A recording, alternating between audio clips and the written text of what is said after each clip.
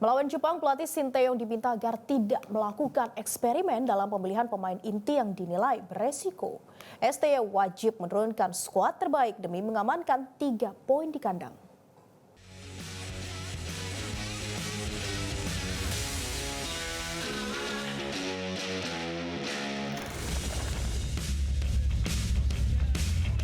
Laga melawan Jepang menjadi krusial bagi timnas Indonesia dalam upaya menjagakan lolos ke Piala Dunia 2026. Indonesia wajib memanfaatkan keuntungan sebagai tuan rumah dan materi pemain menjanjikan setelah hadirnya bek FC Copenhagen Kevin Dix.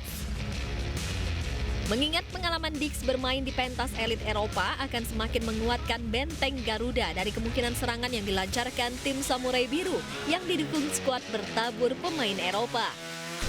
100% 뛰기시다. 믿고 뛰기 것인가? 걱정하지 마시고. Melawan Jepang, pelatih Sinteyong pun diminta agar tidak melakukan eksperimen dalam pemilihan pemain inti dan diminta menurunkan skuad terbaik tanpa rotasi yang beresiko. Sinteyong nggak perlu takut untuk memasang semua pemain diaspora, nggak perlu pemain lokal.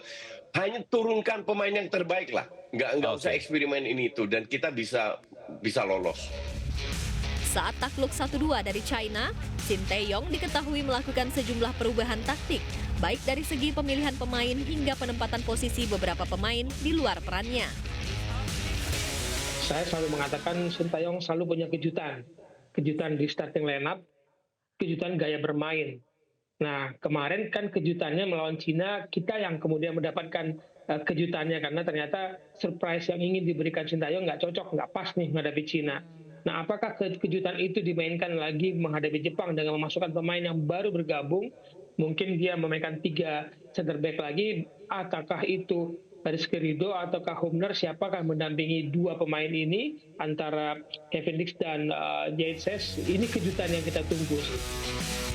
Menghadapi Indonesia, Jepang tak main-main dengan membawa sederet pemain bintang yang bermain di liga-liga top Eropa.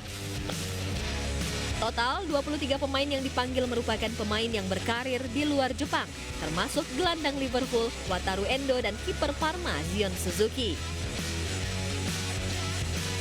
Tim Liputan, Metro TV. Jelajahi cara baru mendapatkan informasi. Download Metro TV Extend sekarang.